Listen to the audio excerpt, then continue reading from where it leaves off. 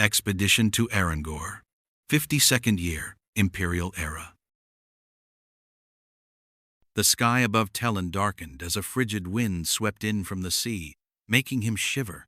The boat's prow rose and fell with each wave, rocking gently beneath him.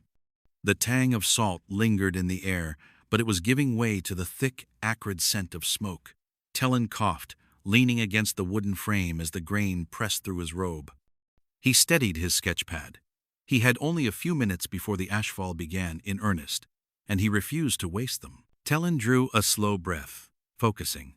Warmth blossomed in his chest and spread through his limbs, giving his fingers a strange, nimble precision. Sparks flared above his outstretched hand, and he shaped them into intricate lines and patterns, forming a rune. He clenched his fist, the sparks blazing hotter against the dark sky. When he opened his hand, a small flame hovered above his open palm, its heat tingling across his skin. He lifted it carefully over the sketch, casting light across the page. Art had never been a focus of Tellan's studies, yet he smiled at the drawing, crude though it was.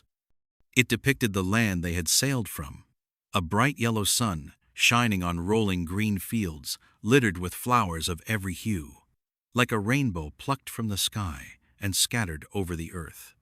Of course, the colors were only imagined. He had nothing but charcoal. Still, the sketch filled him with a quiet joy, an almost childlike giddiness that, even in his advanced age, made him want to celebrate. Hope. The continent was healing from the calamity. The calamity, Tellan shivered. The end of all things. Evidently not, since much of the continent had survived, though that was what scholars had called it in those final days. It was all before Tellan's time. He'd been born 2 years later. For 40 years at the academy, he'd had little time for art or cartography amid the war-torn lands and ash-stained skies. His research had turned instead to survival, developing crop strains that could grow without sunlight, for example. But now, as the continent slowly healed, he could finally give time to art and map-making. His heart thrummed with anticipation for the journey ahead, and his fingers itched to work. Tellan returned to his sketch, the voices on deck fading as he focused. The fledgling empire had sent 32 representatives to the dying lands, the region left barren by the calamity. As if on cue, ash began to drift down in small flakes, and Tellan hunched over his drawing to protect it. Their task was simple: reach Arrengor, the old Graymund capital, and recover knowledge from the world before, anything to help society rebuild. They were a curious company, he thought, glancing at the others on deck. 16 scholars, 4 mages from the academy, 7 Imperial knights, and 5 Knights of Abel. Magically augmented warriors forged to slay monsters in the years leading up to the calamity. Tellan frowned, hoping their services would not be needed. Still, it was better to be cautious. One of them approached, an unusually tall man with dark skin, armored head to toe in weathered steel. He stopped before Tellan and gazed out over the water, seemingly unaware of the ash collecting in his long black hair. Then he looked down, studying Tellan with quiet curiosity. "What are you working on?" he asked, his voice deep and gravelly. Tellan looked up, momentarily startled. The Knights of Abel aboard had barely acknowledged anyone else until now. Tellan blinked and cleared his throat, just reminiscing. He turned the sketch towards the knight, who narrowed his eyes as he studied it. "It's the Vangatian countryside," Tellan said, pointing at the hills. "Some of the most fertile farmland in the continent." Tellan stopped, cheeks flushing in embarrassment. Here he was, rambling about his drawings like a child, begging for praise. The knight had probably meant only to be polite, and Tellan was making a fool of himself. He cursed silently in his mind. Then the man smiled, and an unseen weight seemed to lift from his shoulders. He stood a little straighter. "I see it," the knight said, nodding. "And those are the fields of flowers we passed." "Yes," Tellan replied, nervousness easing away. "They were the first flowers I've ever seen that weren't withered or dead. I never knew the world could be so colorful." "It's good to see the continent returning to what it once was," the knight said. the sea breeze stirring his hair. Healing, Tellan agreed. What's your name, son? The knight chuckled, and Tellan realized with a start that the man was likely older than he was. The augmentation did strange things to a Knights of Abel's body. Among them, an unnatural longevity. Famer of Sentinel, the knight said. And you? Tellan of the Academy. And your area of study? Cartography, Tellan replied. Famer blinked, expression blank. Map-making, Tellan clarified. And the knight nodded. The Empire wants a record of our route to Arrengor. I didn't realize how difficult that would be without the stars. He glanced up at the sky, thick with ash and smoke, blacker even than a moonless night. Famer followed his gaze, his eyes growing distant as he lost himself in the swirling chaos above. Tellan watched him for a moment, recalling what little he knew of the Calamity. A quiet gasp escaped him as he imagined the horrors this man must have witnessed. Famer gave no sign that he'd heard, though his enhanced hearing likely allowed him to. He glanced back at Tellan, offered a brief nod of farewell, and crossed the deck to rejoin his companions. Tellan watched him go, the faint glow of the dying flame above his palm flickering in the ash-filled dark.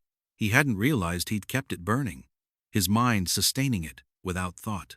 With a small wave, he let it go, and the flame vanished into the night. Tellan blew the ash flakes from his sketch, then rolled up the small parchment and slipped it into a scroll tube. He fastened the wooden cap before tucking it into his pack. Inside were a dozen smaller tubes filled with sketches and notes from their journey, along with 4 large leather-bound cases, 2 strapped to either side of his pack, holding his map parchments. Tellan looked forward and caught sight of a black shape on the horizon, darker even than the sea around it. Land. They would arrive soon. The others must have noticed as well. Voices rose as crewmen and expedition members climbed up from below deck. Caran Tharn's tan head emerged from the hatch, and he paused, staring at the dark shape of land ahead. The wind tore through his neatly combed black hair, undoing his careful work in an instant. He climbed fully onto the deck, wringing his hands nervously as he stared at their destination. Ash settled on his Imperial purple suit, and he brushed at it, only smearing it deeper into the fine fabric. Tellan sighed and silently questioned the Empire's faith in his leadership. Tharn was an efficient bureaucrat.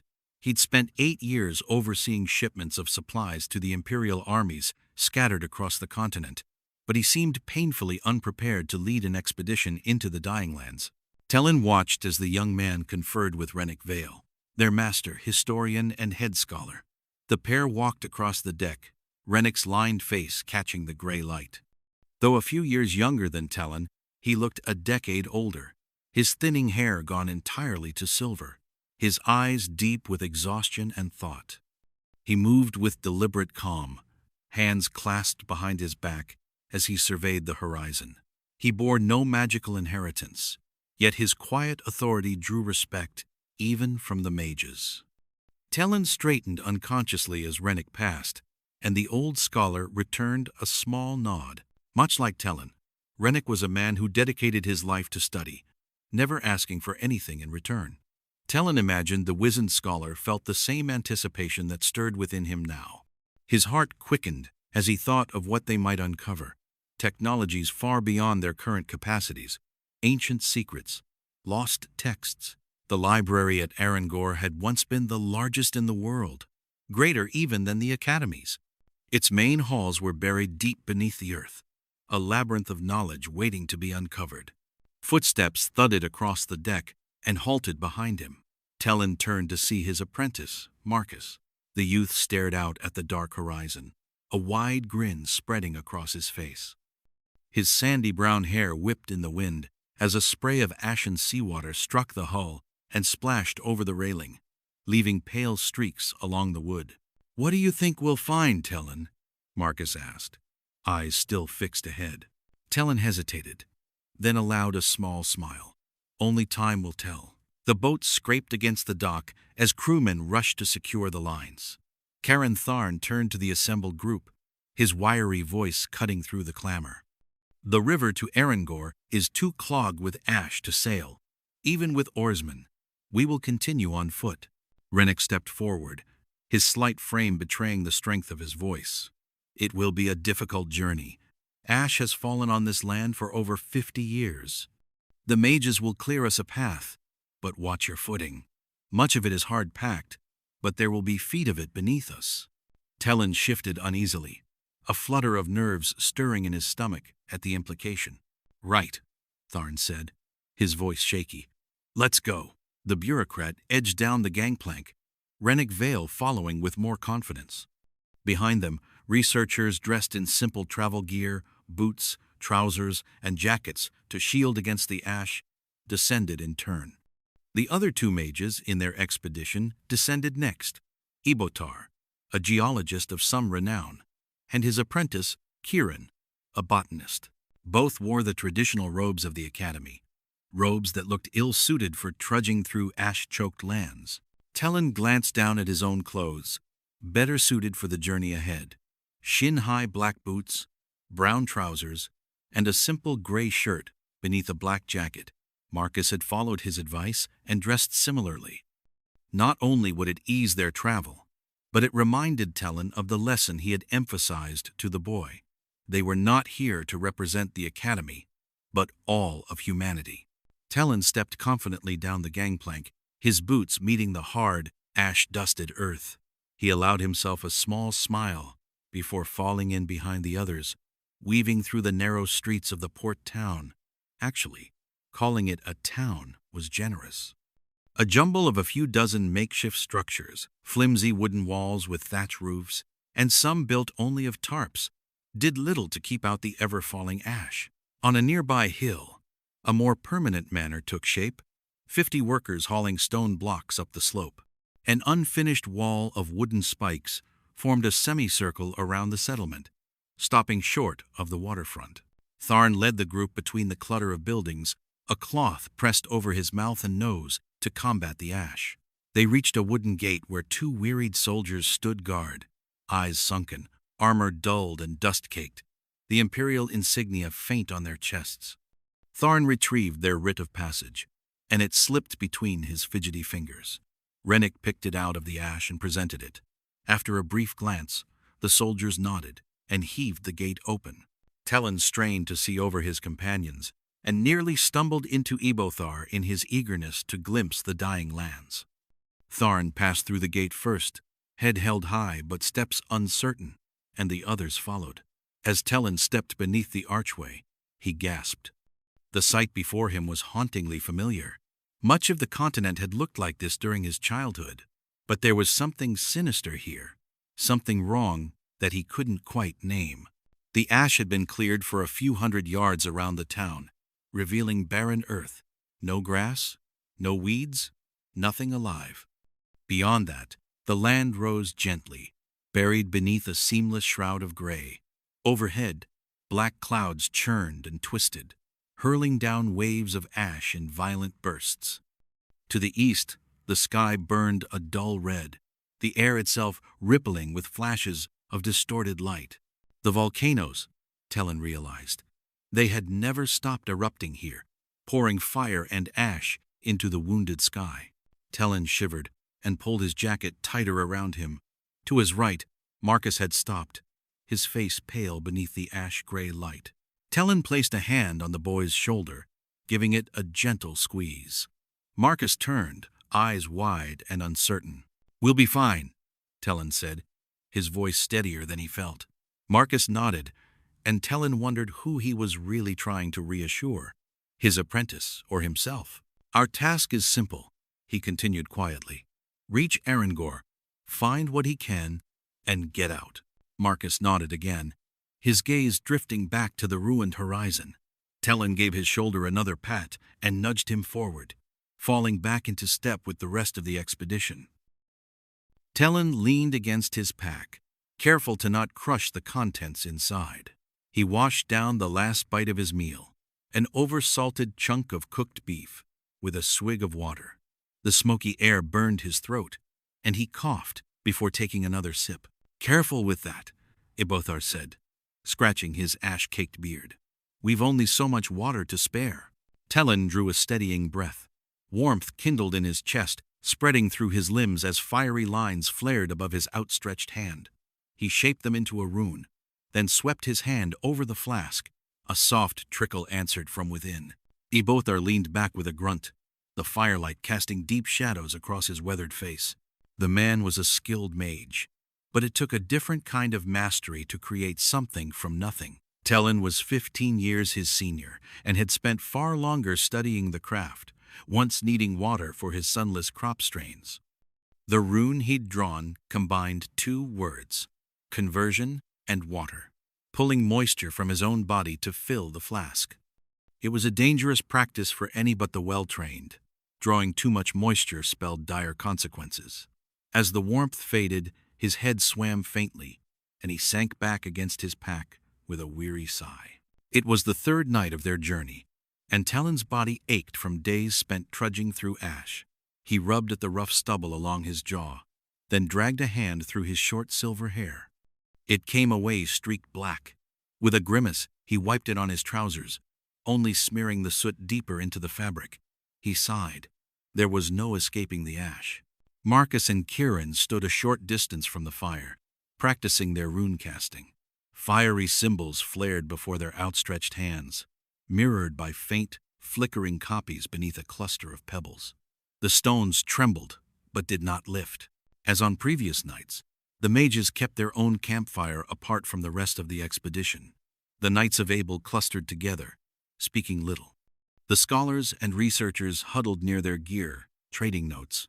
The Imperial knights whispered fervently around their fire, trading tales of heroics and triumphs. Tharn and Rennick shared a smaller fire of their own, bent over one of Tellan's maps in deep discussion. Tellan glanced at Ebothar, whose glazed eyes reflected the firelight's restless dance. "How did you come to join this expedition?" Tellan asked, hoping to strike up conversation.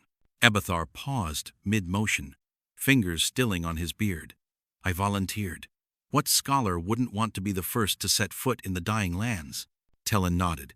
"Who knows what we'll find in Arrengor? The secret behind the Calamity, perhaps," Ebothar said, voice low and thoughtful. Tellan's smile softened. Perhaps. No one truly knew what had caused the Calamity, but theories abounded. "Maybe even secrets of Morgul," Ebothar murmured. Tellan jerked upright, a pit forming in his stomach. The night seemed to still around them.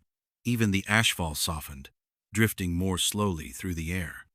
Several heads turned from nearby fires, faces pale and eyes wide. "What?" Ebothar asked, his tone edged with defiance. "Don't speak that name here." The voice was deep and rough, cutting through the quiet. Tellan scanned the firelight until his gaze found one of the Knights of Abel, not Famer, but another, sitting rigid beside the flames, his expression carved from stone. The firelight caught the old burn scarring the left half of his face, the skin twisted and pale. He sat without moving, as if daring the flames to touch him again. "That beast nearly brought about the end of all things," the scarred knight growled.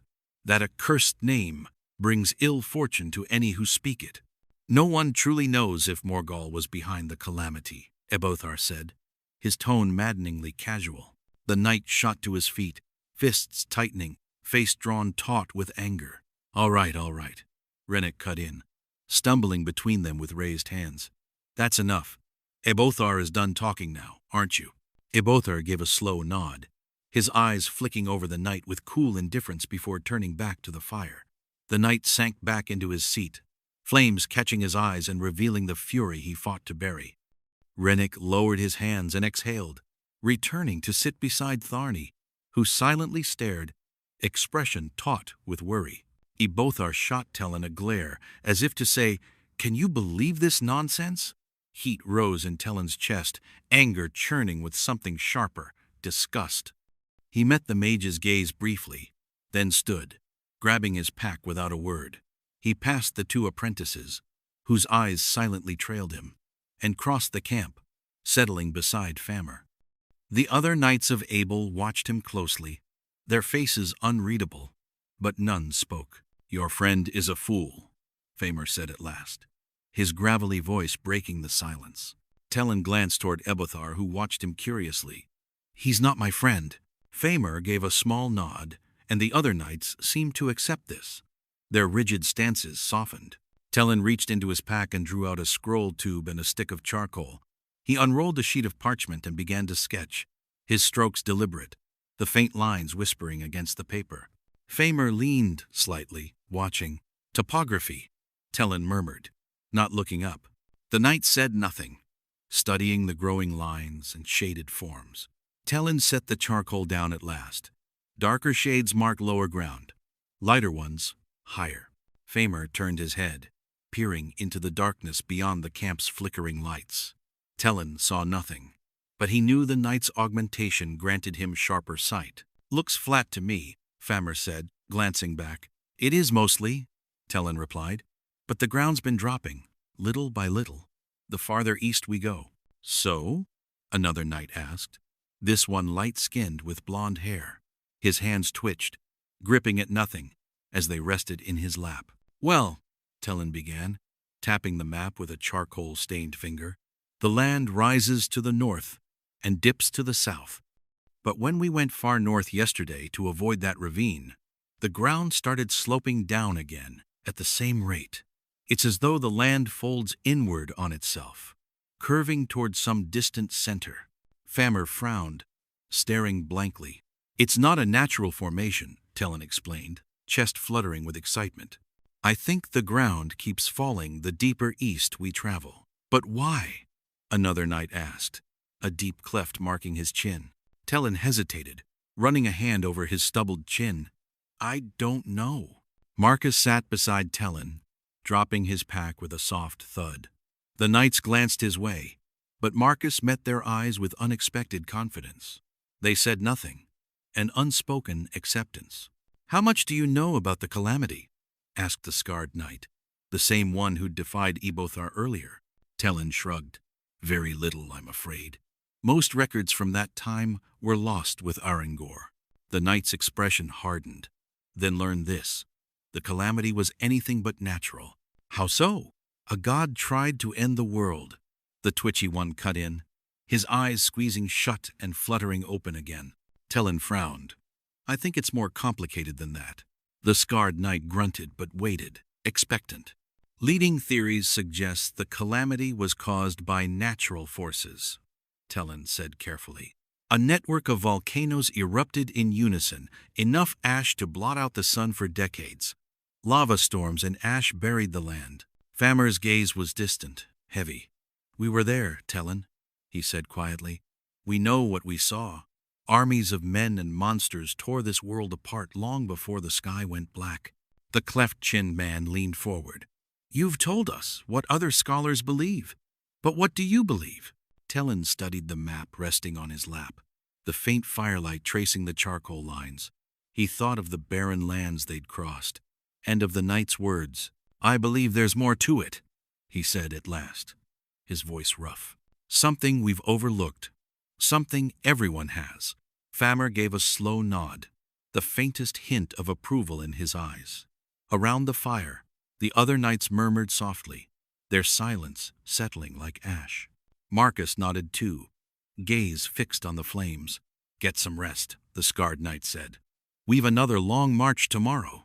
He and Marcus passed the sleeping camp and returned to their own fire, where Ebothar and Kieran already lay still beneath thin blankets.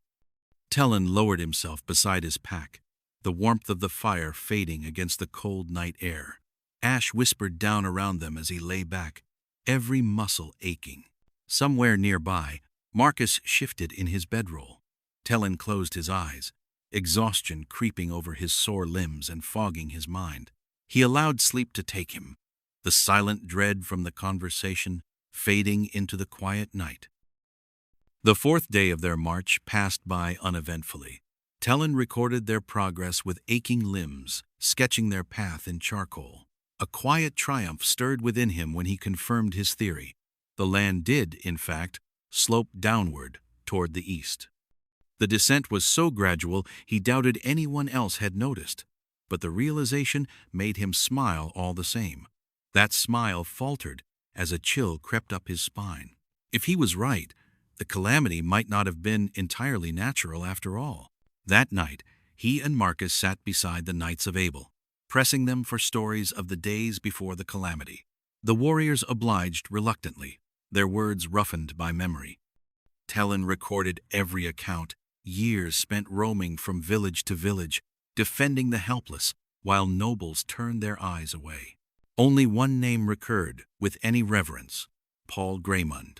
His deeds had filled countless scholarly volumes, yet Tellan kept his notes focused on what the knights themselves had seen. Tellan awoke on the 5th day, or at least, he assumed it was day. The sky remained an unchanging tempest of black, cloaking the land in shadow. To the east, a dull red glow pulsed on the horizon, the reflection of distant volcanic fires that still raged beyond sight. Members came to him one by one, and Tellan refilled their flasks for the day's trek. The expedition broke camp and pressed onward. Tharn took position at the rear of the column, comparing Tellan's chart of their journey to an old pre-Calamity map. Somewhere to the north, the river still flowed, choked by ash and unseen beneath the haze. Tharn guided them as best he could, keeping their path parallel to its buried course. The mages rotated in hour-long shifts at the head of the column, using magic to carve a path through the ash. It lay especially thick along the sloping riverbank, loose and uncompressed. It was exhausting work. Runecasting demanded complete focus and a steady pulse. Kieran led the current shift, breath ragged as he forced the ash aside. It spiraled around him in turbulent waves, whipping his blackened academy robes and tossing his short brown hair into disarray. Tellan trudged behind Ibethar and Marcus, lungs burning from his last shift. He moved without thought, Tharn's muffled orders drifting from somewhere behind. Ahead, Kieran stumbled and vanished. Tellan snapped alert. A splash broke the monotony, followed by frantic thrashing. They'd strayed into the river, the water thick and soupy with ash.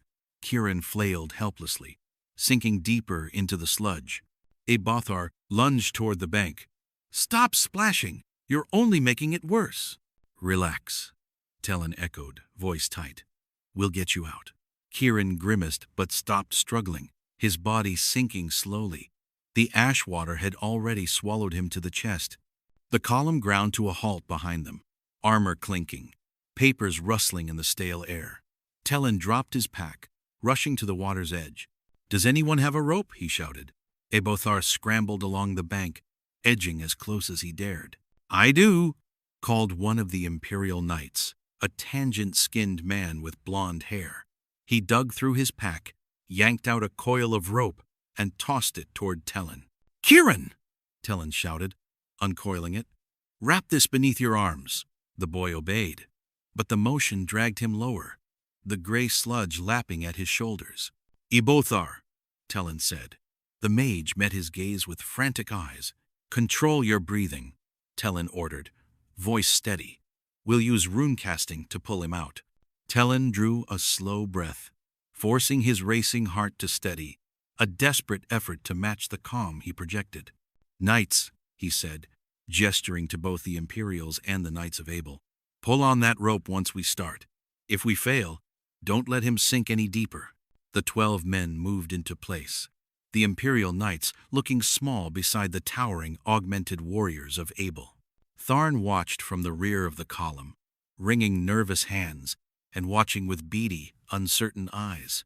"Ready?" Tellan asked. Ibethar nodded, steadying his ragged breaths. Tellan inhaled deeply, feeling warmth bloom in his chest. His hands moved in fluid, deliberate arcs, painting fiery lines across the ashen air. They joined into intricate patterns that blazed against the dark landscape, casting harsh light across the gray. Heat prickled his skin. Ibethar mirrored his motions, wordlessly matching the rhythm of the spell. Twin runes flared to life beneath Kieran, and steam hissed up around him. Tellan gritted his teeth, feeling the pull take hold, drawing the boy upward, while another rune amplified his strength. He drew another breath and swept his hand outward. Fresh lines flared in the air, deepening the glow and doubling his force. Ibethar followed his lead, and together their runes burned brighter. The knights strained against the rope, muscles taut, until Kieran began to rise, inch by inch, toward the shore. The ash shifted beneath Tellan's boots, and he lurched, losing focus for a heartbeat. The rune flickered. The weight Ebothar pulled doubled as the magic faltered, dragging him down the bank. Kieran yelped and vanished beneath the gray sludge, leaving only a faint ripple where his head had been. The knights dug in their heels, grunting as they heaved on the rope. Tellan regained his footing and drew a searing breath, lungs burning as he pulled with everything he had. Ebothar screamed beside him, pouring his strength into the rune. The river bubbled, then burst. Kieran broke the surface, clawing at the ashen slope and gasping raggedly for air. Ebothar lunged forward, heedless of slipping into the river himself. Water! Someone! Water! Marcus sprinted over and thrust a flask into his hands. Ebothar snatched it and pressed it to Kieran's lips as the boy coughed up thick clumps of ash. Tellan trembled with exhaustion, breathing deeply as the warmth ebbed from his chest. Then Kieran's coughing deepened into a ragged choke. He doubled over, retching. His body convulsed violently, and foam spilled from his mouth. Ebothar screamed, catching him and rolling him onto his side. Tellan stumbled forward, slipping in the ash. Marcus stood frozen nearby, face pale, eyes wide with horror. "What's happening?" Ebothar gasped. "Someone, help him!" Kieran's limbs jerked uncontrollably. The sounds, the choking, the frantic rasp of Ebothar's voice seared into Tellan's mind. Poison? Tellan thought numbly. It has to be poison. "Kieran, don't fight it," Tellan said, placing a shaking hand on the boy's chest. He drew a small rune in the air, sleep, and pressed it into the boy's skin. Kieran's spasms eased, his ragged gasps softening into an eerie stillness. His eyes fluttered shut. Ebothar stared, horror wide in his face. "This will slow his body down," Tellan panted, chest heaving. "But he needs real medicine. Soon. We should turn back." Tharn's thin voice, edged with worry, cut through the silence. He pushed his way through the gathering, eyes darting to the still form on the ground. "Get this boy back to the port. They'll have remedies there." "No," Rennick said sharply. "We've come too far, and it would take days for the entire expedition to return." Their voices blurred together in Tellan's ears. "Poison," he thought, heart hammering. "But why?" "Very well," Tharn said at last, voice taut. "A small group will return to the port with all haste. The rest will press on." "I'll go," Ebothar whispered, cradling Kieran's head. Tears welled at the corners of his eyes, streaking lines through the ash on his face. 4 of the Imperial knights stepped forward without hesitation, and Tharn gave a sharp nod. Tellan staggered back and sank onto the ashen ground, his mind a tangle of confusion and fatigue. 2 knights lifted the boy between them, while the others and Ebothar ran alongside, pushing through the gathering as they rushed west. The arguments around him blurred into meaningless noise. Tellan stared at the sluggish, ash-filled water, his thoughts empty. Marcus lowered himself beside him, voice distant. When Tellan didn't respond, the boy's hand gripped his shoulder and shook him back to awareness. Tellan jerked his head toward the boy, composure forgotten.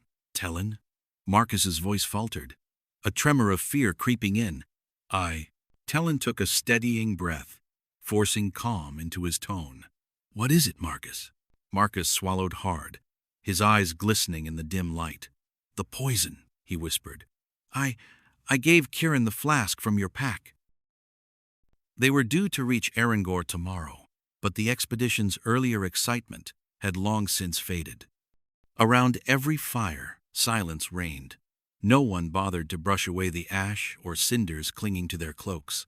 6 members were gone, 2 of them mages. Tellan rested against his pack, unconcerned with crushing its contents. Every muscle throbbed. Even breathing the acrid air felt like labor. His lungs burned, and each dry cough left his body trembling. Someone had tried to poison him. Of that, Tellan was certain. He glanced to his left, watching Marcus's labored breaths. The boy slept fitfully, every twitch of his face sharp in the firelight. Tellan knew Marcus wasn't the assassin. He wouldn't have handed the poison to Kieran if he were. Tellan trusted him. He'd made Marcus swear to keep the matter secret, The poison had come from Tellan's own flask. Soon after the incident, Tellan burned it, reducing both metal and toxin to ash.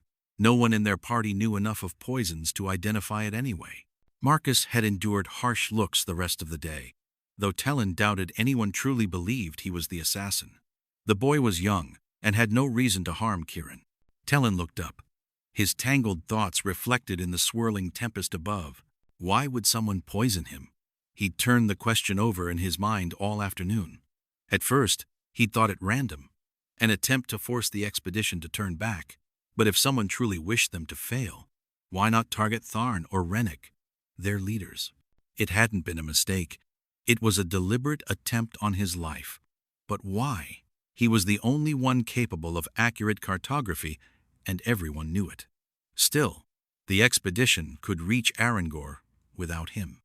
His absence would slow them, but if they followed the river, they'd make it eventually. The poisoner would know that too.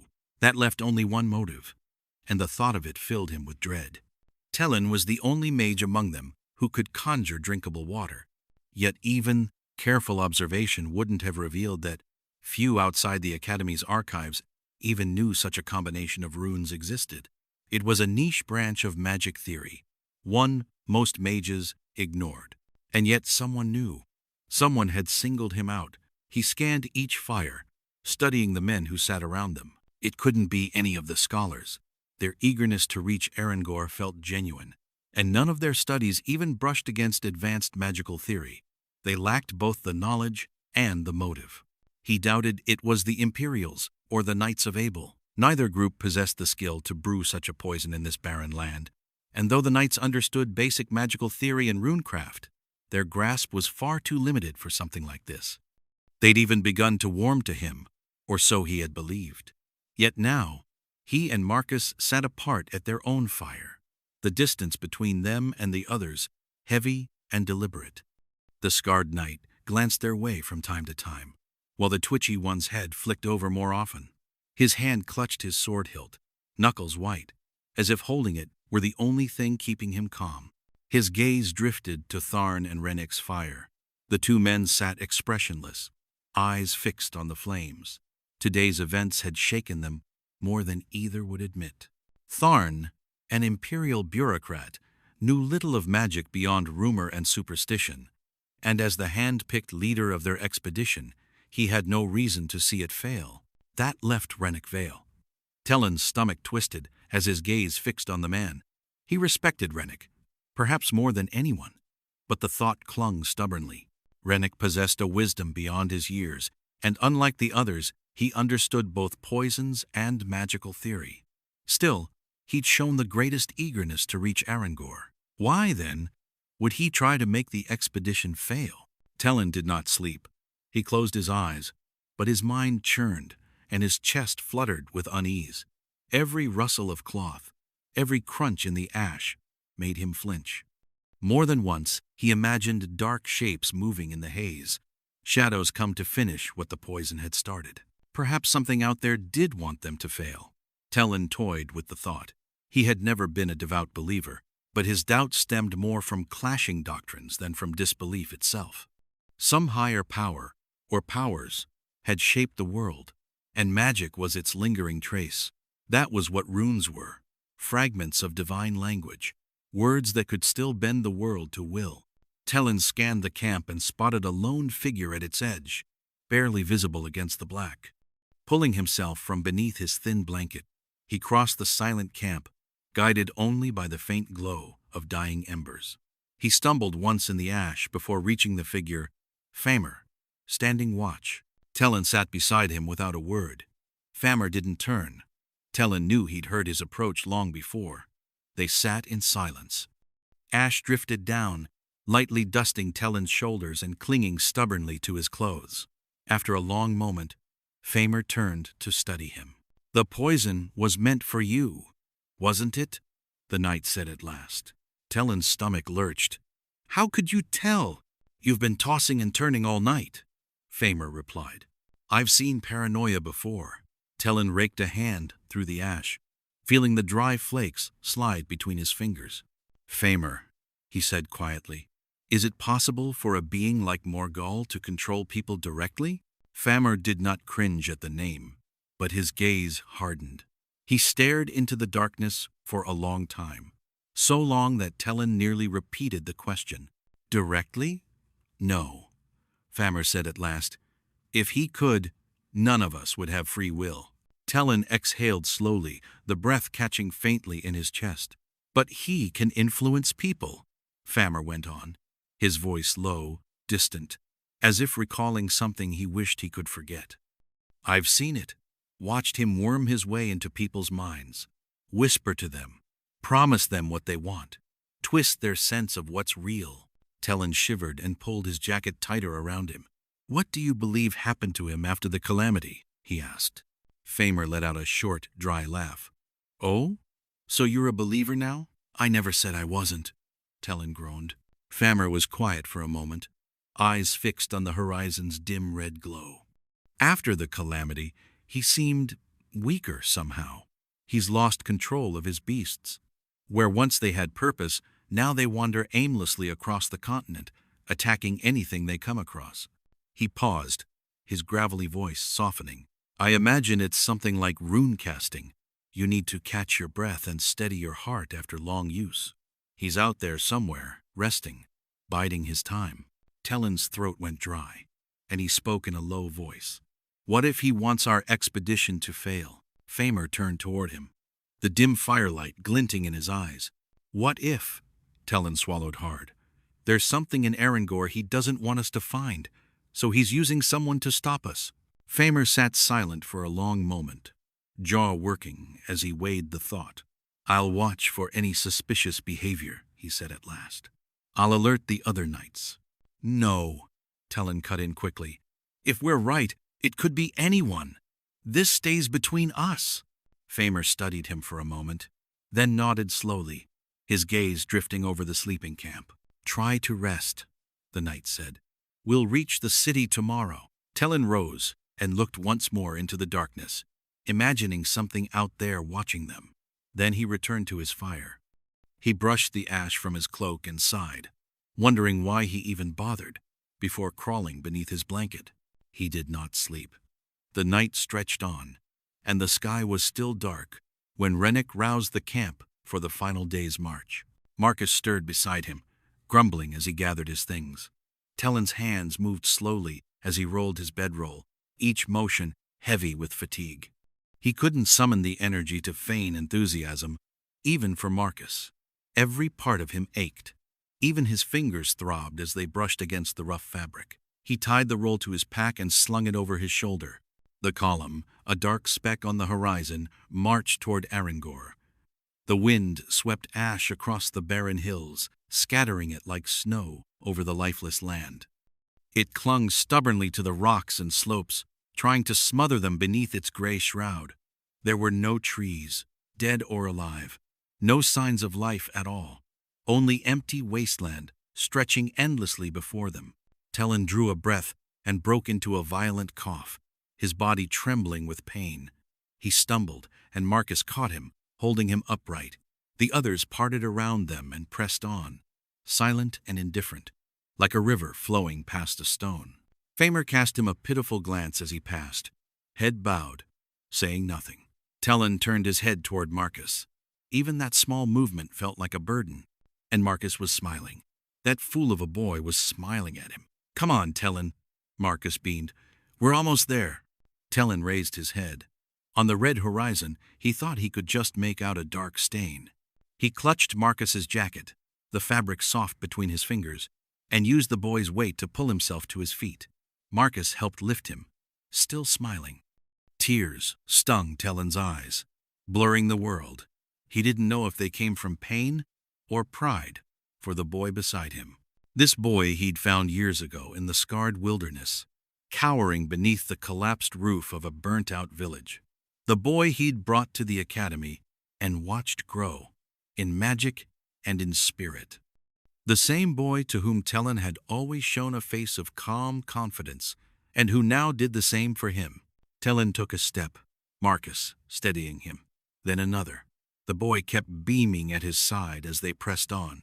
Tellan's mind numbed to everything but the feel of Marcus's hands and the crunch of ash beneath his boots.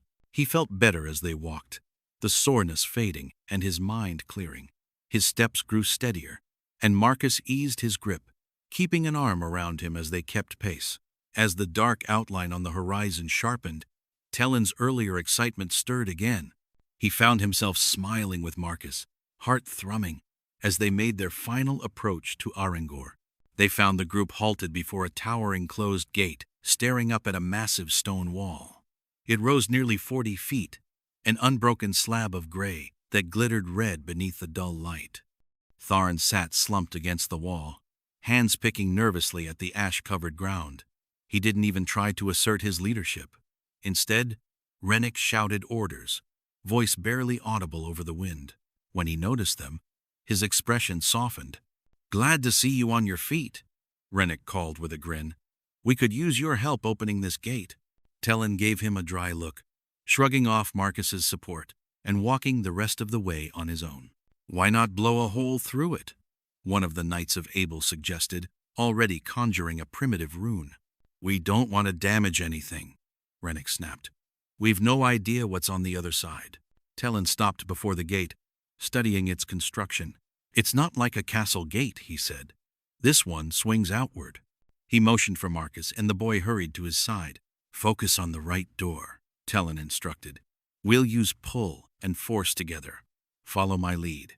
Marcus nodded, planting his feet beside him. Tellan drew a breath, ignoring the burn in his lungs, and let the familiar warmth kindle in his chest.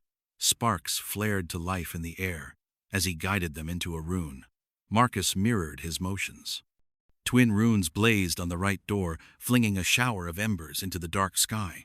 "Amplify your strength," Tellan said through gritted teeth. He flexed his outstretched hand in a sharp motion, Marcus following suit. The weight eased beneath Tellan's pull, and the massive door groaned, sliding outward. Stone scraped on stone as it shoved aside a 10-foot-high mound of ash. The others fell silent, their bickering forgotten as wide eyes fixed on the shifting gate. Eagerness replaced exhaustion as the weight of the moment settled over them. Dull red light seeped through the widening gap, glimmering against the stone. Tellan halted when the opening was wide enough for one person to pass. Marcus wiped sweat from his brow, breathing heavily. Rennick approached cautiously, leaning to peer through before stepping to the other side. Tharn rose shakily, brushing ash from his blackened suit, and followed. One by one, they passed beneath the gate and into the city. Tellan's mouth hung open as he stepped through the gate, staring at the ruins of a city. They emerged onto a broad roadway, wide enough for a dozen carriages to ride abreast. Collapsed stone buildings lined either side, chunks of stray debris strewn across the path. The lower levels of many still stood, some rising 4 stories high, a testament to the city's forgotten grandeur. The road stretched unbroken for hundreds of yards before rising toward a bridge that crossed a buried river. Tellan stepped forward. Ash crunched beneath his boot, the sound echoing endlessly off empty walls. It was far too quiet for a city of this size. Only the whisper of wind and the faint murmur of his companions broke the silence as ash fell like snow upon the dead. He shivered, but excitement won out, heart hammering as he hurried forward, examining each building. Marcus rushed to the nearest building, dusting the ash away to examine the stonework. Scholars poured into the ruins, heedless of the crumbling structures, animatedly scribbling notes and exchanging them in a cacophony of voices.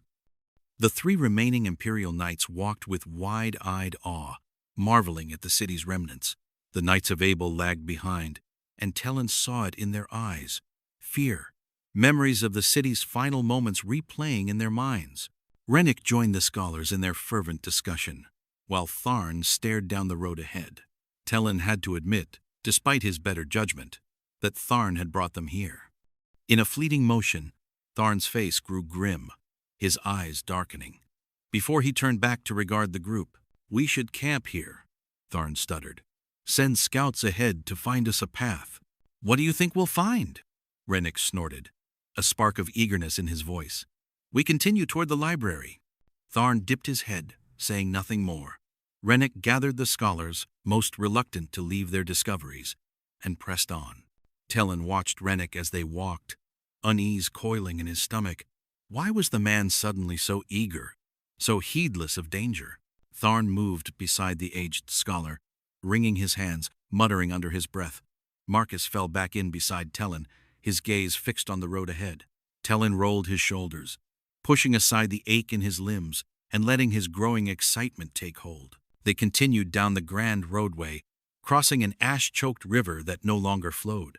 Ruined buildings flanked them on either side like jagged teeth, hemming them in. More than once they were forced to divert around mounds of debris, massive stones piled a dozen feet high, blocking the road. They came to a fork where the road split into 3 colossal avenues. A faint clatter echoed ahead. Tellan looked up just in time to see a few pebbles skitter down a debris-strewn slope, the remnants of a collapsed wall. "What was that?" Tharn whispered. "Nothing but the wind," Rennick declared, though his stride faltered. The scarred Knight of Abel stepped forward cautiously, his hand tightening around the hilt of his sword. "Wind in a silent city?" he muttered. It came again, a faint clatter across the stone. The knight drew his blade and advanced, his steps near soundless as he slipped toward the nearest ruin. Tellan's stomach fluttered with unease. He drew a slow breath, readying himself in case a spell was needed. A figure dropped from the second story, small and wiry against the sunless sky. Steel flashed in its clawed hand as it plunged toward the knight. He caught it by the throat, his size dwarfing the thing, and drove it hard into the stone. It writhed helplessly against his unnatural strength, dropping its crude sword and clawing at the knight's armored forearms. Its pointed ears scraped the stone as he lifted it and slammed it down again. A rasp tore from its curled lips, bearing rows of needle-like teeth. Beady black eyes glared up, burning with hatred for anything that walked beneath the sun. "A goblin!" the scarred knight grunted, a faint tremor of worry in his voice. Tellan recalled what he knew of goblins, elusive creatures that shunned the surface, dwelling deep where sunlight never reached. They stood roughly 4 feet tall, all bone and sinew, with long limbs and eyes and ears honed for darkness. And they traveled in great numbers. High-pitched screeches erupted around them, echoing from the hollow ruins on every side. "Father, preserve us!" the twitchy knight cried, drawing his blade and stepping between the expedition and the nearest buildings. The scarred knight snapped the goblin's neck with a brutal crack and sprang back toward the others. Famer took position at their rear, sword drawn, his free hand already sketching the first lines of a rune. The cleft-chin knight and the last knight moved to flank the opposite side, forming a loose circle around the scholars. The 3 remaining Imperial knights drew their swords with trembling hands. They had never faced monsters like these. Goblins poured from the ruins, spilling onto the roadway through windows, doors, and broken walls, a pale tide surging toward them. "Run!" the scarred knight roared, cleaving one aside and charging forward. Rennick and the scholars bolted after him, the other knights forming a ring around them as they fled. Tharn stood frozen, his face drained of color. Tellan seized him by the shoulder, dragging him into motion. Marcus ran beside them, breath ragged, his eyes darting wildly at every screech and flash of movement. A thunderous boom split the air, and Tellan stumbled, ears ringing. He turned in time to see pale bodies hurled skyward. Famer stood at the rear, sweeping his hand aside as sparks from a fading rune fizzled out. Ahead, the scarred knight unleashed his own spell, blasting open the path before them. The ground heaved, throwing scholars to their knees. Tellan caught one by the arm, pulling him upright and shoving him onward.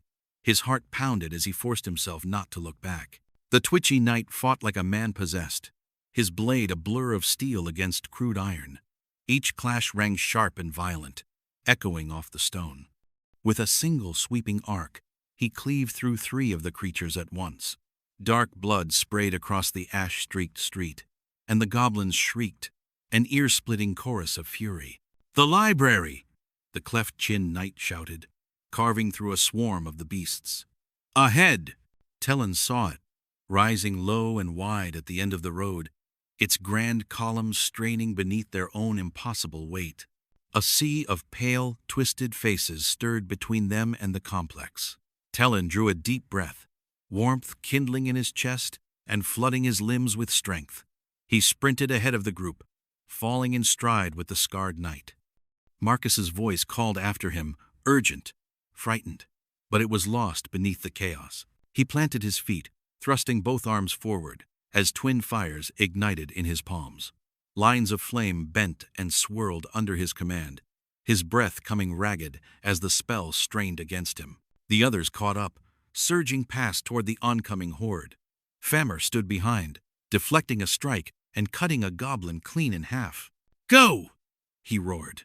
Twin runes leapt from Tellan's hands, racing beneath the cobblestones before flaring to life under the goblin's feet. The fiery pattern stretched the length of the street, reaching all the way to the grand library.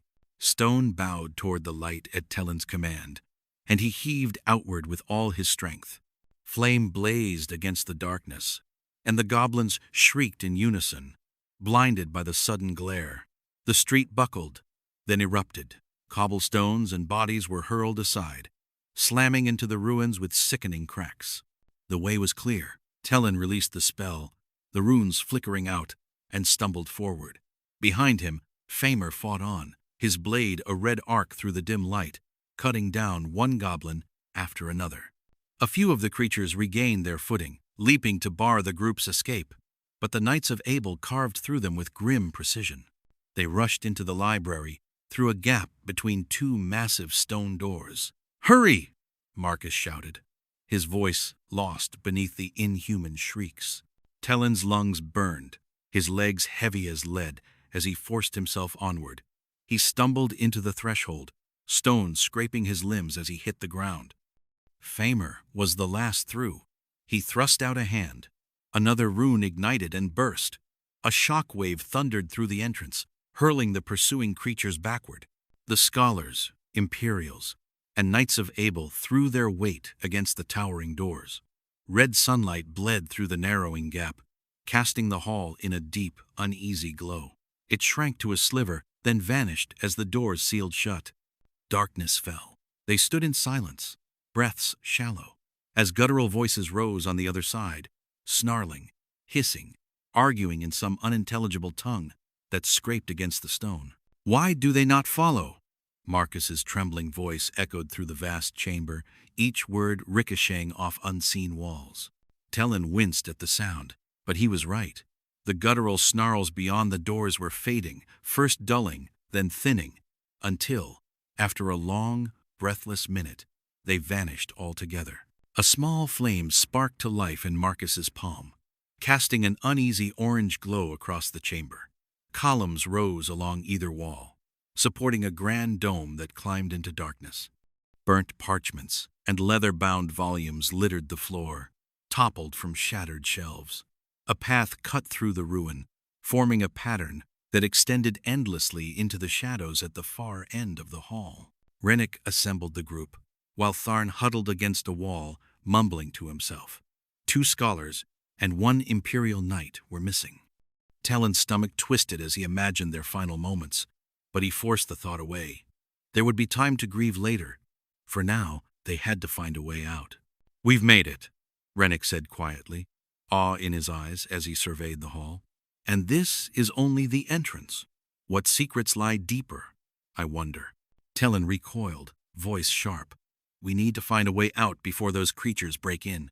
"Yes," Rennick muttered, "but we're here now. Why not press on?" "Do you value those secrets more than your life?" Tellan snapped. "Those goblins won't be held back forever." "I don't think you need to worry about the goblins." Famer's gravelly voice cut through the room. "If they wanted in, that door would have been forced open already." "Then why don't they pursue us?" Rennick demanded, turning sharply. Famer's expression became grim, eyes narrowing in the firelight. "Because something else is in here, something keeping them out." End quote. Tellan shivered, then rounded on Tharn. The man sat hunched in the corner, knees drawn to his chest. "Everything you asked," Tellan caught him whispering, voice trembling. He crouched beside him, placing a firm hand on his shoulder. "Tharn, you're our leader. Surely you see we need to find a way out. Tharn blinked, as if waking from a dream, eyes finally focusing on Tellan. Leave, he stammered. Yes, yes, we should leave while we still can. You trust him to make decisions on our behalf, Rennick barked, tugging at a strand of his thinning silver hair. He's lost it. I've no idea what the Empire was thinking, sending this fool to lead us. He jabbed an accusing finger at Tharn. The man whimpered and shrank against the cold stone, his eyes darting like a cornered animal's. I did everything you asked, Tharn whispered again, shoulders trembling. The only thing I've ever asked of you is competence, Rennick snapped. And you couldn't even manage that. He drew a slow breath, smoothing his thinning hair with trembling fingers. His eyes passed over the others, one by one. We are the first to set foot in Arrengor since the Calamity, he said, his voice steadying. We knew the risks when we agreed to come. Poison. A young scholar cut in, voice cracking. From one of our own. That wasn't a risk I agreed to. Low murmurs rippled through the group, anger flickering in faces lit by Marcus's small flame. And what would you have me do about that? Rennick cried. For all we know, the poisoner lies dead outside. A heavy silence settled over them. Even the wind seemed to still beyond the walls.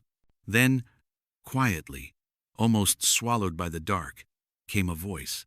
The poisoner is still among us. Every head turned toward Marcus. Tellan felt his pulse quicken, a flutter of dread brewing in his stomach. Rennick Vale, Marcus said, his voice tightening, tried to poison my master Tellan, but he failed. He drew a shaky breath. The poison Kieran drank came from Tellan's own flask. A few eyes turned toward Tellan. How do we know this isn't some elaborate plot by the Academy to claim the discoveries here for itself? One scholar demanded, his voice thick with disdain. Tellan met the man's gaze, recalling words spoken what felt like a lifetime ago. We're not here to represent the Academy, he said steadily, but all of humanity. The murmurs died. All eyes turned fully on him now. Rennick is the only one among us, Tellan continued, voice gathering strength, with the knowledge to brew such a poison, and with the grasp of magical theory to target me. Why would he target you? The scarred knight asked, his tone low but dangerous. Because I'm the only one who can create drinkable water, Tellan said. Rennick wanted this expedition to fail, whatever his reason. When he couldn't convince us to turn back, he chose another way. Rennick stepped toward Tellan, and several bodies shuffled between them. Famer loomed over the scholar, 2 heads taller, his eyes burning with accusation. I had no way of knowing those goblins were here, Rennick stammered, his voice weaker than before. I was eager, yes, but so were all of you. He was met with only grim, silent stares. Famer, Tellan said, his tone commanding. Don't let Rennick out of your sight. He turned to the others. We move on. If we can reach the lower levels, where every path meets, we'll find another way out. There were slow nods of agreement. One by one, the expedition gathered their packs, slinging them over their shoulders before pressing on into the gloom. The sound of their footsteps echoed faintly, swallowed by the vast, silent dark ahead. Tellan and Marcus lit the way, twin flames hovering above their palms. They had been descending for what felt like hours, the air growing colder and heavier with each step. Tellan's knees ached as he spotted yet another flight of stairs spiraling into the dark. This is ridiculous, Rennick's voice echoed from somewhere behind them. I did not poison anyone. Famer didn't bother to look down. He simply prodded the man forward, his expression carved from stone, eyes fixed ahead. Tharn walked a short distance behind Tellan, supported by 2 scholars. Whatever madness had seized him earlier seemed to have loosened its grip. Recognition now flickered in his eyes. Tellan studied the walls as they passed. Columns supported the ceiling every 50 feet or so, and between them stretched carvings of intricate stonework, inlaid with gemstones. He puzzled over their meaning until he recognized it. Each panel depicted scenes of ancient lore. The one beside them showed the children defeating Morgul in the final days of the mythic era. Firelight danced over the carvings, making it seem as though the deities themselves burned in glory. Great gemstones, each worth a fortune, glimmered where their eyes should be, catching the flames and seemingly alive with power. Tellan gasped quietly, marveling at its beauty.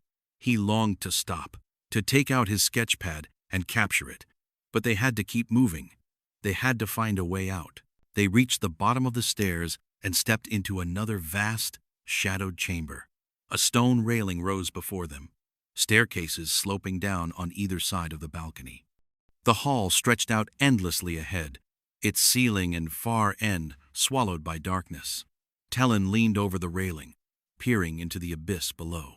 He lowered his hand, letting the firelight spill over the edge and trace faint lines down the walls. Something glinted gold in the depths. "Tellan," Marcus whispered, his voice echoing through the vast chamber. "There's a rune carved into the stone." Tellan crossed the floor to where Marcus stood beside a pedestal of granite. The top rose level with his head, and he had to stretch on his toes to see. Etched into the surface was a rune, simple, ancient, and the moment Tellan's eyes fell upon it, he understood its purpose. "Fire," Marcus murmured. Tellan nodded, spotting an identical pedestal resting on the opposite side of the door. He drew a slow breath and painted the rune for fire, sparks blazing in the air before him. He extended his hand toward the first pedestal and felt it, a sudden connection, as if the stone itself reached back. The carved lines flared to life, burning with crimson light as embers spiraled upward. A column of flame erupted, steady and self-sustaining, fed by no visible source. Tellan swept the rune toward the second pedestal, and another fire roared to life in answer. He turned, tracing a wide arc through the air, and flames leapt from pedestal to pedestal along the vast stone walls. They stretched into the distance, farther than his strength could reach, the distant fires flickering and fading where the connection grew thin. He drew his hand back along the opposite wall, igniting twin lines of flame that raced into the dark. Light spilled upward, washing over the walls and chasing away the shadows. High above, massive chandeliers glimmered faintly in the newfound glow. Tellan lifted his hand once more, and with a final flick of motion, they blazed to life, bathing the grand hall in golden light. Tellan gasped as the light poured downward, revealing the lower levels of Arrengor's library.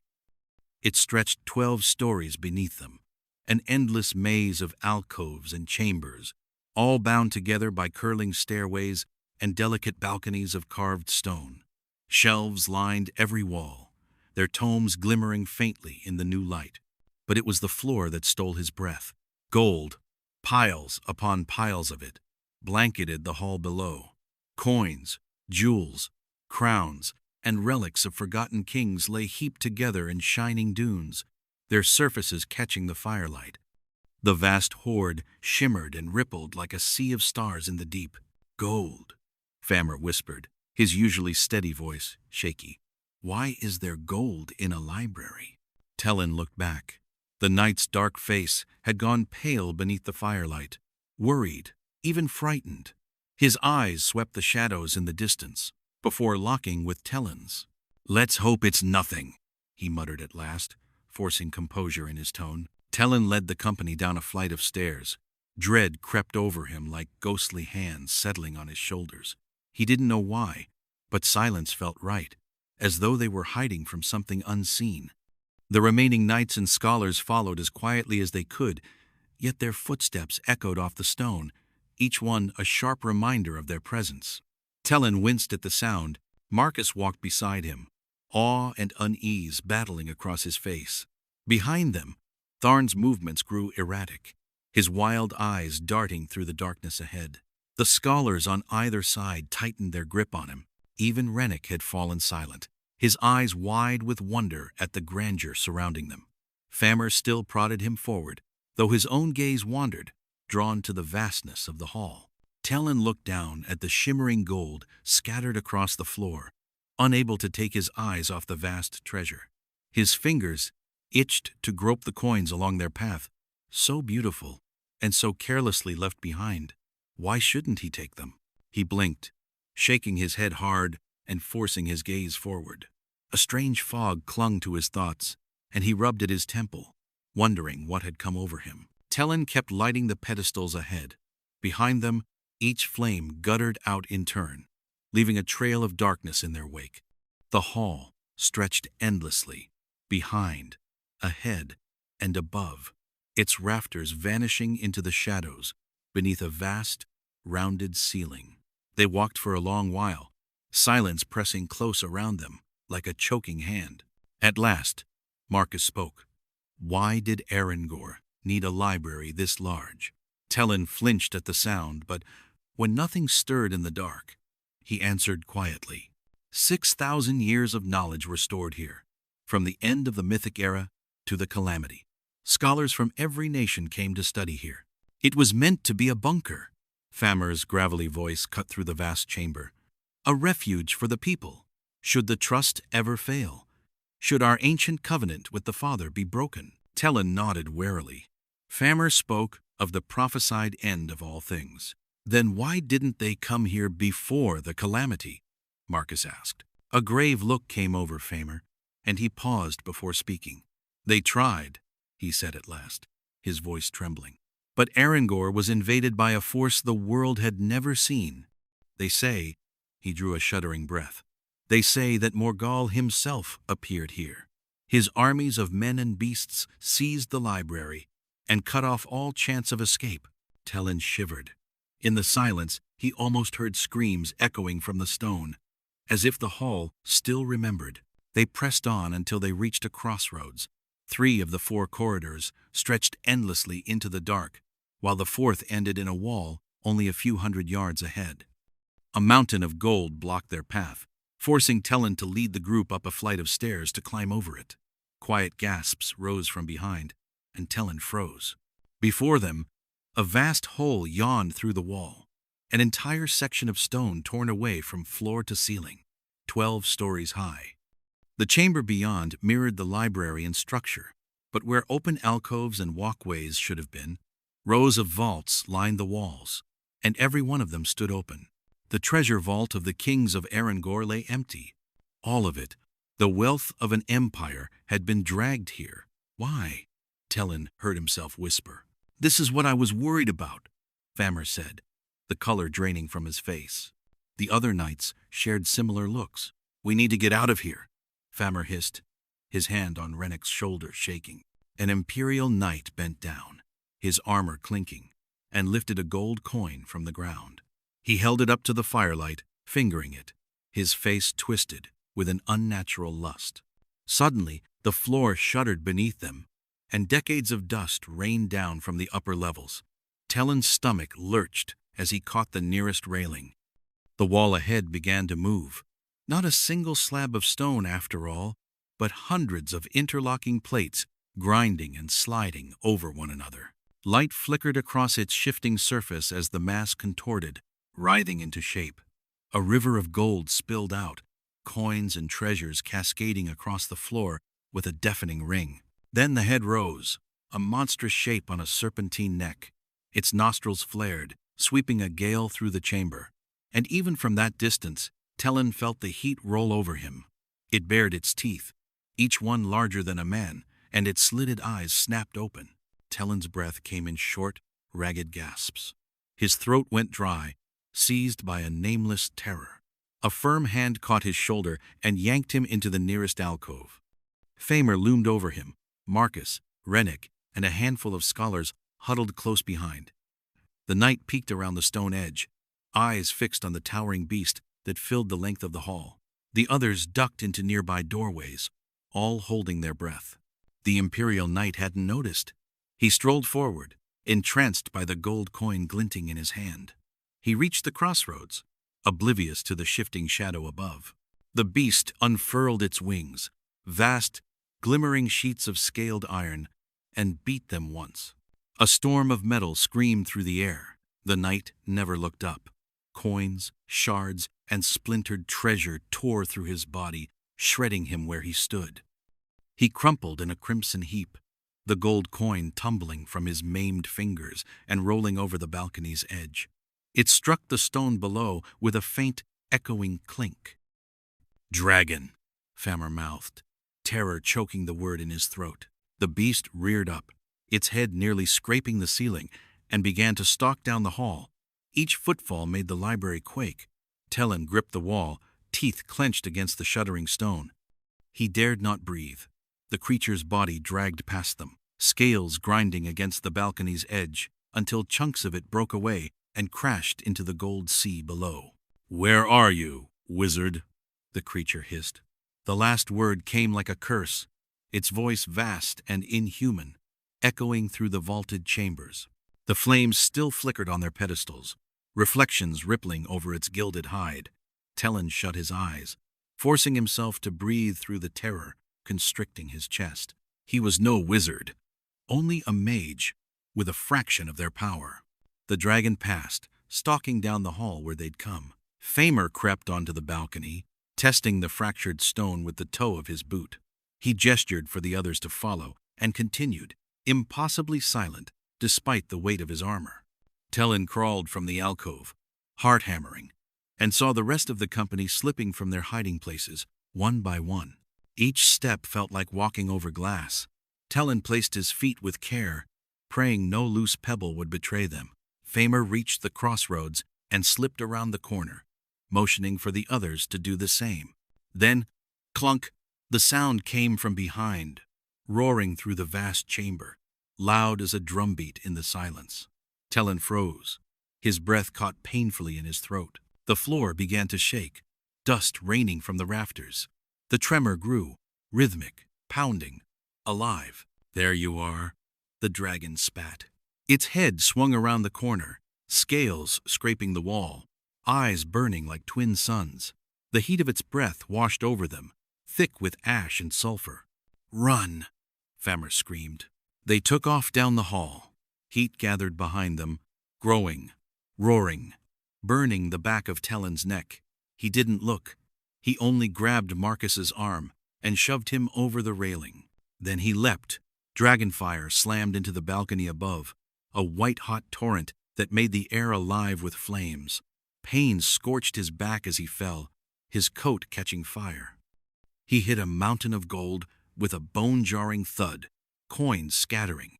They tumbled down the slope, crashing hard against the floor below. Tellan's breath tore from his lungs. He flailed, ripping at his burning jacket, now little more than smoldering rags. Once caught, there was no quenching dragonfire.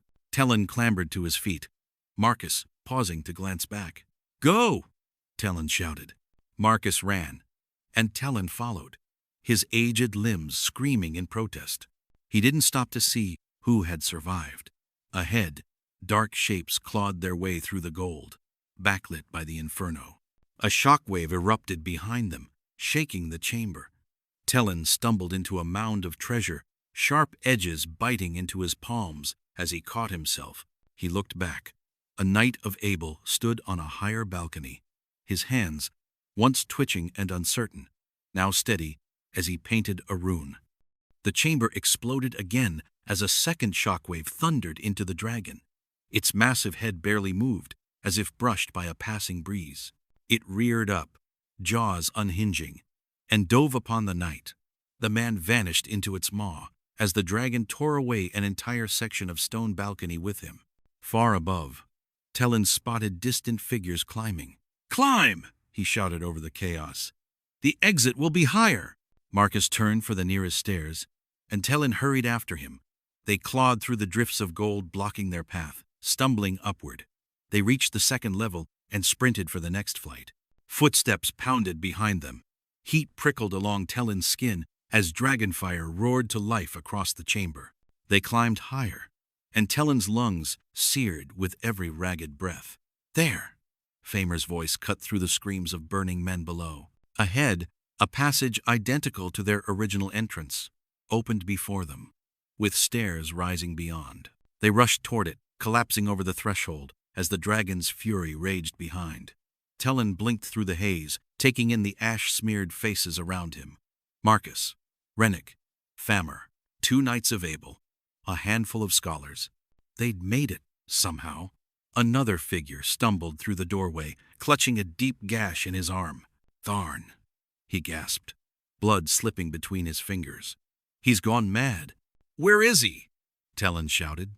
The man raised a trembling hand, pointing toward an alcove where a faint light flickered. It was not far and on their level. "Leave him," the scarred knight rasped. "Anyone not here is already dead." Tellan's stomach flipped, and he might have recoiled if he weren't so spent. He sagged against the wall, the stone warm beneath his palms, heated by distant dragon fire.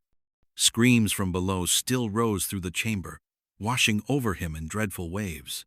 He pressed his hands to his ears, eyes squeezed shut, but the cries still echoed inside his skull.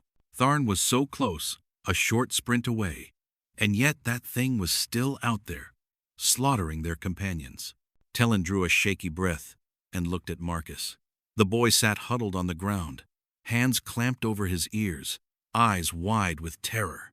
Even through the ash on his face, Tellan could see how pale he'd gone. He imagined Tharn in the same state, cowering so close to salvation, yet unaware of it. Tellan shrugged off his pack and pulled free a familiar scroll tube. He opened it with care and drew out a single sketch, brushing the ash from its surface. Kneeling, he placed a steadying hand on Marcus's shoulder. The boy's trembling eased beneath his touch. When Marcus looked up, tears had carved clean paths through the soot on his face. "I know you're afraid," Tellan said softly, presenting the sketch. "But hold on to hope." End quote. Marcus gazed at the parchment. His eyes moved slowly over the rolling hills, lingered on the golden sun, bright in the ashless sky, and came to rest on the rainbow of wildflowers painting the plains. Wonder flickered there, fragile, but alive. Tellan's mind was set. He would not let anyone else perish. He rose and started toward the doorway, ignoring the protests behind him. A hand caught his leg, and he turned to see Marcus, looking up. The sketch crumpled in his trembling grasp. "Everything will be all right," Tellan said with a faint smile. Somehow, saying it made his own fear lessen. He remembered speaking similar words when they first set eyes on the dying lands. It felt like another lifetime. A single tear traced down his cheek as he turned away, the smile faltering before Marcus could see. Tellan stepped through the doorway and might as well have entered another world. Below, the lower levels had become a roaring inferno, flames devouring walls and licking up along the balconies above. The heat struck him like a physical force. Sweat rolled down his brow, his short hair plastered to his forehead. He tried to draw a steady breath, but the smoke clawed into his lungs. He doubled over, coughing violently, one hand gripping the railing for support. A dark shape prowled through the flames, unbothered as fire rippled over its scales. Its massive body faced the other way, the light glinting off blackened armor-like plates. With an idle sweep of its tail, it shattered several support pillars, and whole tiers of balconies collapsed in a thunderous cascade.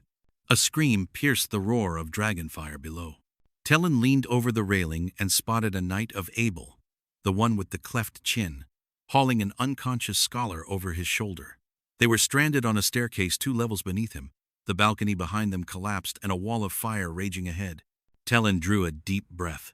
He couldn't feel the warmth in his chest through the blaze, but he knew it was there. He carved a fiery rune into the air and swept his hand aside. A surge of wind burst forth, parting the flames before the knight. The man didn't hesitate. He leapt through the opening, bounding up the stairs toward Tellan. He said nothing as he crossed the threshold, but in his ashen, weary face, Tellan saw gratitude. With the dragon turned away, Tellan sprinted across the balcony, lungs searing with every breath. He coughed, pressing a hand to his mouth to keep from choking on the smoke. He dove into Tharn's alcove and slammed the door behind him. The inferno raged beyond, its heat seeping through the stone and pricking at his back. His eyes took a moment to adjust to the dim light. Then he saw him, a dark figure crouched before a feeble fire, the flames trembling in his shadow. "Tharn!" Tellan rushed forward. "We have to!"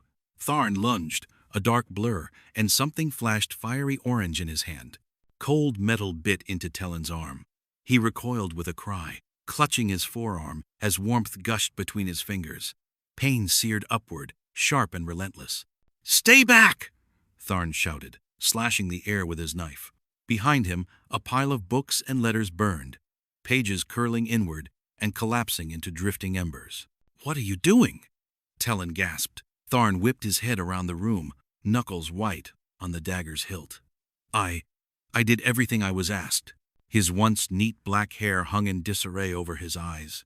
His tanned face had gone deathly pale, and his frame seemed to have shrunk, the clothes hanging loose, as if he were wasting away before Tellan's eyes. "I did everything you asked," he murmured again, voice fraying into a whisper. "What were you asked to do?"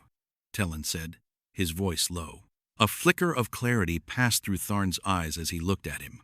"Tellan, you have to help me," he stammered, tears streaking down his cheeks. "He only ever helped me," a sweet voice in the back of my mind. "For years, he told me where to send supplies to our armies, and he was always right." Tharn's breath hitched, a broken sob cutting through his words. "He told me if I led this expedition, I'd earn great wealth and renown, enough for my family to live in comfort for generations. So he showed me how to forge the documents. But, oh, Father, I never thought I'd have to kill anyone." His hands trembled, and the knife slipped from his grasp. Tellan moved in cautiously, then kicked it away. Tharne's eyes darted up, and he recoiled with an inhuman hiss. Tellan froze, heart lurching. The documents continued burning behind Tharn, their ashes spiraling upward and casting his shadow across the walls. His eyes locked on Tellan again, and he lunged forward, clutching a handful of Tellan's shirt. I'm so sorry," Tharn sobbed, his tears soaking through the fabric. "I never wanted any of this to happen. Halden Cappenfield was meant to lead the expedition, and I killed him." Tellan looked down at him, voice trembling. "It was you. You were behind the poisoning. You wanted us to fail." "He told me to poison you," Tharn gasped. "When that failed, I tried to delay, to turn us back any way I could. But Rennick, he was so eager, so blind to the danger. I never wanted us to reach the city. I knew what waited in the depths," he told me. Tharn's voice broke, his breathing ragged. "And the more I resist, the more I feel myself slipping away." He sank to the floor, still gripping Tellan's shirt, as though something unseen were dragging him down. Tellan's stomach turned as a rush of emotion struck him. Revulsion, pity, hatred, all warring within. He grimaced, staring down at Tharn as if the man were a sickness he might catch. Then his glare softened. He set a firm hand on Tharn's shoulder. Whatever he had done, Tharn had tried to resist in his own way, and that, at least, was something. "The secret of the Calamity," Tharne muttered.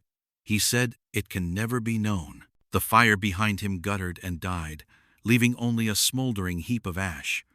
Tellan lunged forward, falling to his knees. His hands tore through the ruin, fingers sifting desperately for anything that might have survived. "Nothing survives dragonfire," Tharn whispered. "He told me that." Tellan froze, staring down at his blackened fingers. What they had come for, so close. Now nothing remained. He bowed his head, the weight of failure pressing like the heat on his back. Then a faint breeze drifted beneath the door, stirring the ashes into tiny eddies. Tellan squinted, and there, half buried and singed, a scrap of parchment trembled in the current. Carefully he lifted it free. Across the blackened edge, a few words remained. Ink faded but legible. Paul Graymund, 12th December, 1203, Second Common Era. Tellan clung to it, a quiet joy flickering in his heart. Hope. The door behind him creaked open. A blast of searing air tore through the chamber, scorching his back and scattering the ashes at his knees. Tharn's eyes went wide. He stumbled upright, a strangled cry ripping from his throat. "He's here!" he shrieked, backing into the corner. "Morgal!" Tellan whirled around, breath catching in his chest. Sparks flared above his open palm, but nothing was there. No menacing figure loomed in the doorway. No towering being of hatred waited beyond. Not even the dragon watched from outside. Only the fires raged, searingly bright. Tharn pressed himself against the wall as though he might sink into the stone. "You've seen him, haven't you?" he cried. "A shadow watching in the night, a darkness just beyond your sight." The longer Tellan stared into the open doorway, the more certain he became that something waited there. Fiery tendrils wove unnaturally, as though shaped by something unseen. They licked at the edges of the outline, sometimes flaring within, but always pushed back. It took the form of a man, an absence where the fire should have burned. Tellan shuddered. Despite the heat, a chill seeped into the room. The thing did not move. It only watched. Tellan clutched the paper, its warmth steady against his palm. Whatever this being wanted him to believe, he would not yield. He trembled, fists quivering, yet forced a defiant smile. The thing had no power here, at least not enough to stop them. Turning to Tharn, he hauled the man to his feet. Tharn clawed at his arm, thrashing to escape the unseen terror beyond. But Tellan knew the truth. Famer had been right. Morgul's strength was spent. For now, he could not even take form, only flicker at the edge of sight. Tellan dragged Tharn across the room and stopped before the doorway. Before it, he met the void where its face should have been, his gaze unflinching, and stepped through, pulling Tharn after him. Tharn screamed, eyes wild, biting and kicking to break free, but Tellan held fast. He dragged him through the burning outline and into the chamber beyond. Tharn stumbled to a halt, chest heaving. His gaze darted around in panic, then slowly steadied. A light returned to his eyes. Wonder replaced fear. "Come on," Tellan said, slipping an arm beneath his shoulders. "We're leaving." The dragon was gone, its shadow lost somewhere in the inferno. Flames leapt over the railing, snapping at their heels as they stumbled across broken stone. Heat pressed against their backs until, at last, they fell through the threshold where the others waited. Famer and Marcus slammed the doors shut behind them. The expedition stumbled into the port 6 days later. Fewer than half of the original 32 remained. Tellan nearly collapsed as they passed through the wooden gate, exhaustion tugging at the edges of his vision. His limbs burned, every step an act of will. They must have looked a sight. 14 ash-stained travelers rising from the depths of hell. He might have laughed, had the weight of their losses not pressed so heavily on him. They walked in silence, heads bowed, mourning what they'd left behind. 2 familiar faces waited for them at the docks. Ebotar, looking far more composed than before, and Kieran, pale, but steady on his feet. Marcus broke into a run, laughing as he pulled Kieran into a rough embrace. Tellan's worn sketch still dangled from his hand. Tellan touched the scrap of paper he carried, the memory of their words bringing a faint smile to his lips. He knew what came next. Return to the academy, uncover everything he could about Paul Graymund and the meaning of that date. But first, he had something he wanted to do. The expedition boarded their chartered vessel, and Tellan gave the captain strict orders. 1 stop before Divinity's Rock. The man nodded, the ocean breeze tugging at his brown beard and weathered gray uniform. They cast off, the ship carving a path through ashen waves. Tharn leaned against the railing, gaze distant but alive. Color had returned to his face, and his bearing seemed steadier now, touched by quiet strength. He smiled faintly as he watched the sea roll past. Rennick glared at the others, displeasure clear in his eyes. He was still upset at being accused, though he had acknowledged his own rashness in leadership. Returning to the tome in his lap, one of many the scholars had saved, he delved once more into its contents. Famer sat nearby, conferring quietly with the 2 surviving Knights of Abel. He lifted his head to the dark horizon, and Tellan shivered, imagining all that Famer had already witnessed. And now this. It seemed cruel to ask so much of the knights, yet still they held to their vows, eyes steady as the dying lands receded behind them. Tellan sank below deck, limbs heavy, and collapsed into a hammock. Sleep took him at once. When he woke, the ship rocked gently beneath him. The world was still dark, and Marcus stood above, quietly shaking him. "We're here," the boy said, excitement in his voice. Tellan sat up groggily and smiled. Marcus helped him to the stairs, and together they stepped onto the deck. Above them, 1,000 tiny lights scattered across the night sky, casting a silver glow over the land and reflecting on the water. A sea of starlight. To the east, a faint glow tinged the horizon, a soft blue. They looked up, smiles bright in the dim morning light. "The sun will rise soon," Tellan said. "We should hurry." They hurried down the gangplank and along the dock, running through the town as dark shapes of buildings blurred past. Passing beneath an iron gate and the city walls, they continued down the cobblestone path beyond the town. They continued for a while, Tellan's soreness fading. Weariness gave way to excitement as they hurried onward. Suddenly, Tellan stopped, eyes fixed on the dark landscape ahead. "This is the spot." They stepped off the path, tall grass brushing their legs. Dirt sank softly under their boots. Tellan settled onto the ground, and Marcus sat beside him. Crickets chirped softly around them, growing quieter as the light grew. They watched the sunrise, spilling brilliant gold over the rolling hills. Grass stalks swayed in the gentle breeze, and flowers at their feet caught the light, bursting with color like a rainbow plucked from the sky. The morning climbed higher, painting the heavens a clear, perfect blue. A comfortable warmth wrapped around Tellan, and he relaxed in its embrace. At that moment, the world seemed to pause. Everything felt right, as the sun bathed the landscape in golden light. Morgall had underestimated humanity's resilience. Marcus beamed, eyes following the sun's climb over the horizon. And Tellan smiled, not forced this time, but genuine. A quiet joy, a lasting hope.